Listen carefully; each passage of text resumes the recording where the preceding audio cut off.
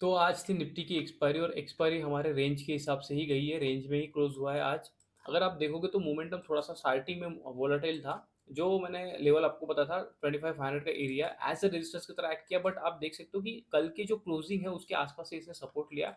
जो नीचे का एरिया है इसको ब्रेक नहीं किया था। मैंने बोला था कि अगर इसके नीचे अगर सस्टेन करता है तो नीचे की साइड में 25 टू 80 के आस-पास का लेवल हमें नीचे देखने को मिल सकता है। बट ये इसके ऊपर ही सस्टेन किया और आप देख सकते हो आज इसने कहाँ पर क्लोजिंग की है, इस एरिया के आसपास ही क्लोजिंग की है। मतलब ये जो एरिया है, ये एक स्ट्रॉन्ग सपोर्ट एरिया है।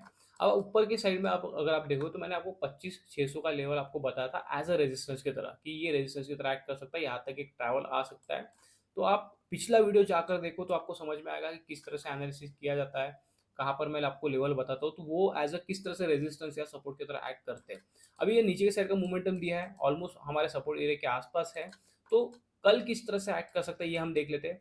देखो अगर इसके नीचे अगर सस्टेन करता है तो पहले स्टार्टिंग में यहाँ पर थोड़ा सस्टेन करना चाहिए, या फिर डायरेक्टली स्टार्टिंग में मोमेंटम अगर नीचे दे देता है तो ये एरिया एज अ सपोर्ट की तरह एक्ट कर सकता है।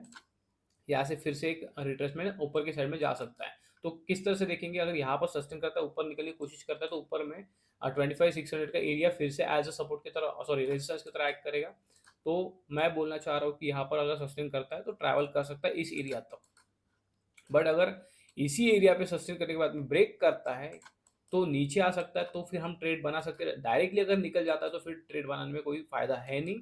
ये एज अ सपोर्ट एरिया की तरह है, तो इसे एज अ इसी के हिसाब से देखना पड़ेगा। अगर सस्टेन करता है, ब्रेक करता है, तो एक अच्छा ट्रेड नीचे की साइड में बन सकता है और ये सपोर्ट एरिया आ सकता है, या फिर ये ऊपर निकल जाएगा और 25,600 के लेवल तक ये ट्रैवल करेगा।